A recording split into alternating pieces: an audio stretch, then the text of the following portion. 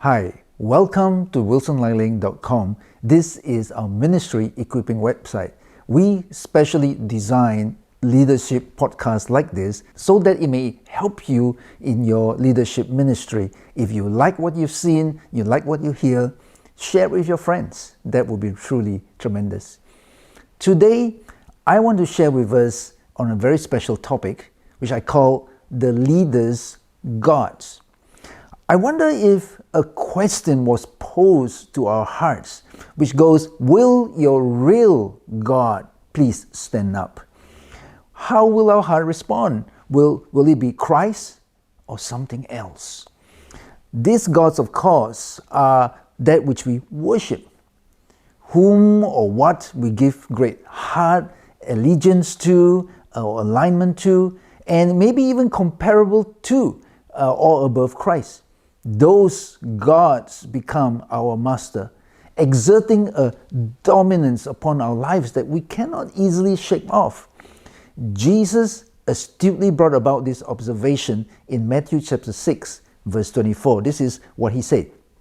No one can serve two masters. Either you will hate the one or love the other, or you will be devoted to one and despise the other. You cannot serve both God and money. And so in his specific statement, money could become a god in our hearts. Now we may assume that leaders, being more committed and devoted to Christ and his cause, would have much less problems in this area. Unfortunately, Christian leaders are no more exempt from idolatry in our hearts than any other believers. In recent years, we have seen well-known Christian leaders fall from grace due to some significant, deplorable personal feelings. Shockingly, some have even left the faith. So as spiritual leaders, our connection, our commitment to God is essential, fundamental to our effectiveness in spiritual leadership. Our availability and obedience to God is linchpin. Yet the presence of those other gods corrupts, weakens, and may eventually destroy our leadership and even self. So let me elaborate today further on several ways in which this can occur. Now, the first aspect I'm going to share today is about whether we are master or being mastered. You see, the devil works overtime to disguise these gods in the covert operation that seeks to undermine our hearts and our ministries. Now, we may think we are in control, that we're in charge of these urges, when the reality is opposite. These urges may be in more control than we acknowledge. Have you considered those coffee morning pickups that we cannot do without? Or those sugar boosts that we crave? This may seem like trivial examples, but what about those gaming adrenaline rush that we get, or even ministry adrenaline pump that we desire so much? Are we beginning to live for such boosts in our lives, whether it be coffee or alcohol, food, gaming, social media, or even ministry? If we cannot function without it, then it is likely becoming an addiction. If we cannot switch it off without experiencing withdrawal symptoms, then it is in control of us. If we are not its master, it is likely master over us. Any addiction is evidence of a God in our hearts. It competes for our devotion to Christ. Another one is when it goes from being good to God. You know, sometimes we may be deceived into thinking that what we are involved in is good, when in reality it's beginning to rot. Now, my wife and I, we've started gardening and we've enjoyed growing vegetables, fruit trees, flowers, and we soon learned that some plants may look good for a season, but due to a variety of reasons have been attacked by disease in its roots. Then it starts to rot from the inside out. This can happen in any aspect of our life or ministry. What may have started out good, noble, praiseworthy, admirable, may take on a more sinister hue. Loren Cunningham, the founder of Youth with a Mission, he shared a story of such a journey in his book, Is That Really You, God? In 1973, Loren and a team of YWAMers, they really felt led by God to begin a ship medical ministry to reach out to the island nations. And so with much faith and courage, they found an old ship and began to raise the funds to purchase and to restore it. And having raised the initial deposit, the ship was released for them to begin working on it. And so with great excitement, they all gathered together and began to restore the old ship. And a huge amount of focus was really placed on getting this great project moving on. Then one night, Loren, he had a strange dream. In the dream, they have managed to fully restore the ship. At the dock, they were sending it off with great fanfare. And as the ship slowly moved from the dock, Loren noticed a man standing all alone on the dock. Suddenly, it dawned upon him that it was Jesus, forgotten, because all the attention was upon the ship. Loren woke up with the realization that Youth with a Mission had become so enamored with the ship that they have shifted focus to the ship instead of Jesus. They had subtly turned from the giver to the gift. And God was not pleased, but it was too late. The project started to unravel. They were unable to raise sufficient funds to finalize the purchase of the ship. The result was they lost the ship. It was a big spiritual lesson for Loren and for YWAM. You see, such shifts can occur quite easily when we begin to take our primary focus of the giver upon the gift itself. What was good may become a God in our hearts. Another area I want to talk about is when dread leads to denial. You see, sometimes we may continue to be in denial of the reality that there's a problem in our hearts. We may refuse to acknowledge the issue because of a secret fear of its potential significance. We may push it away from our minds because it's too complicated to contemplate. Even though we may have detected some warning signs, yet we push forward in hope that perhaps it might fade away miraculously in some way, or that it will not in any way jeopardize our ministry. So our dread of the potential implications can motivate our denial. What is not seen is not felt until it explodes in front of us. We ignore the little God until it gets too big. Another critical area is self over Christ. You see, one of the biggest struggle is usually between ourselves and Christ. Our personal desires, our longings, our needs, our ambitions, even self-preservation can often be the biggest stumbling block towards Christ being fully Lord in our lives. Self-preservation can cause us to take steps to protect self over and against obeying God's commands.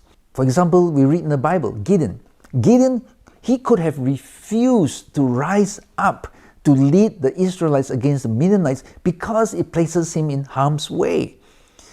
So we may back off from activities that we think are too risky, despite God's instructions and promise of protection over us. Self-gratification occurs when we become more concerned about our personal happiness, our personal wants or comforts, over and against God's agenda. Our overriding concern is what we may get out of it rather than what God's kingdom gets out of it. So like Judas, we may end up betraying God. Another aspect in this is self-promotion. Self-promotion can motivate us to gain more glory than what we actually do for God. We may become more interested in making sure that people know that what we accomplish than making sure that God receives the glory. So we may perhaps insist that we get the top billing in the conference. We may insist on getting the best seat, the best treatment, and so forth. but beware of stealing the glory that should be God's alone. Consider the case of King Nebuchadnezzar in Daniel chapter 4. What happened to him when God judged him because of his pride? So, self can be elevated to sit on the throne of our life, dethroning Christ, who should be the rightful king. We may have become our own God. So, how do we keep God on the throne? How then should we deal with those little gods that may be in our hearts? How do we avoid such gods from developing in the first place? How do we keep God on the throne of our lives and ministries? Let me suggest a few keys.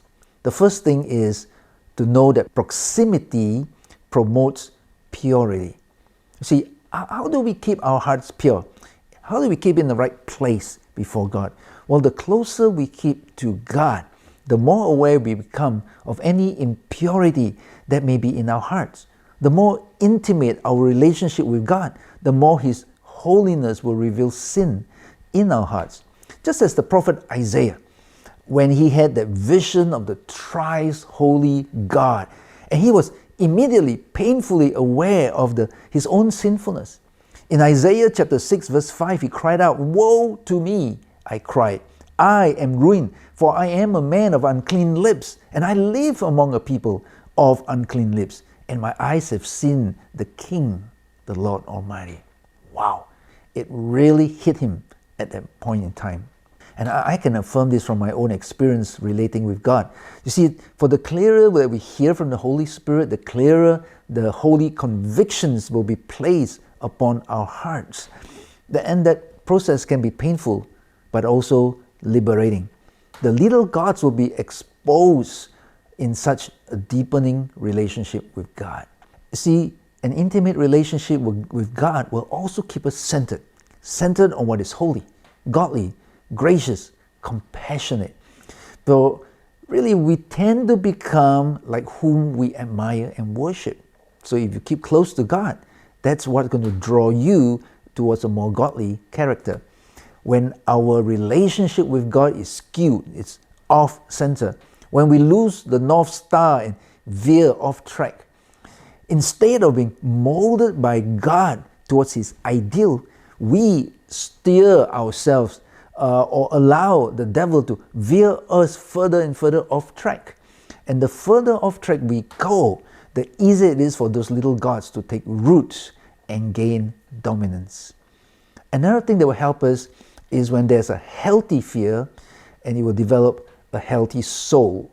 You see, there's a popular view today that sees our relationship with God in this way. It says, well, Jesus is our buddy, and God is our dear Father. Now, such perspectives are correct and should be encouraged, but it should never be forgotten that God is still King and Judge.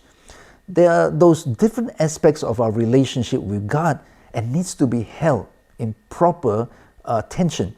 So we should really maintain that reverent fear of God, because He will hold us accountable for our thoughts and our actions. And so having such a healthy fear before God will keep us more alert towards compromises with sin in our own hearts. And so we will be far less inclined to excuse our weaknesses and sins. We will be more ruthless to weed out those little gods. Our soul will be far healthier. Another aspect is humility. Humility is the best policy. Pride is an insidious disease of our hearts, probably the greatest killer of a leader's life and ministry. Pride, it blinds us to those little gods creeping into our lives. Pride blocks out concerned voices seeking to warn us. Pride leads to overconfidence that we can overcome any little gods that seek to creep into our hearts. Now, I'm not going to delve any deeper on this aspect, but you can refer to one of my previous podcasts, Why We Need Deep Humility. There, I lay out in greater detail the reasons why we need deep humility and some key steps on how we may develop it.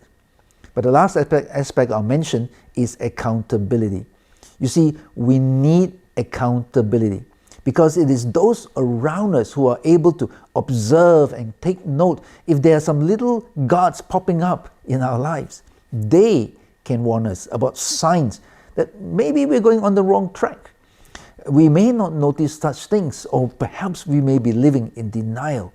And that's why giving others the right to speak openly about our lives is going to make a significant difference to help us along the journey. Let me conclude by saying today and ask ourselves this question: do we have little gods in our hearts? Well, let's rid ourselves of all of this so that God may be fully enthroned in our lives and our ministry. Then God will be able to use you and work through you in greater, more powerful ways. God bless you.